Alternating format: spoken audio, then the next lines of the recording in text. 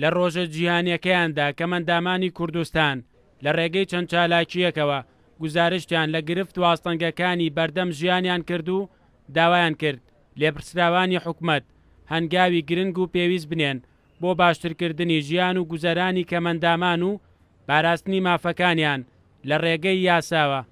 وەک دەربڕین یاوسۆزی و خەمخۆریان بۆ کەسانی خاوەن پێداویستی تایبەت ژمارەیەک لەو کەسانەی کاوڕان لەگەڵ پاراستن و ڕێزگرتنی زیاتر لە کەمەندامان بۆ ماوەیەک هاوشێوەی کەمەندامان بەشداریان لە چالاکیەکەیاندا کرد.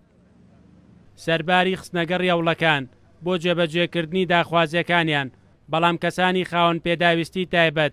هێشتا سەرنجی زۆریان لەسەر بارودۆخی ژیانیان هەیە و داوای باشترکردنی ژیان و گوزەرانیان دەکەن. بەپێی ئامارەکان لەرێمی کوردستان زیاتر لە 125,000 خاوەن پێداویستی تایبەت هەیە و بەهۆی ڕووداوە جۆرا و جۆرەکان بە تایبەت ڕووداوی هاتوچۆوە تا دێت ژمارەی قوربانیان لە زیادبووندایە و لەگەڵەوەشدا بەردەوام کەمەندامان داوای باشترکردنی ژیان و گوزەرانیان دەکەن. مەریوانە بڵا، کورتسات نیوز، سلێمانی.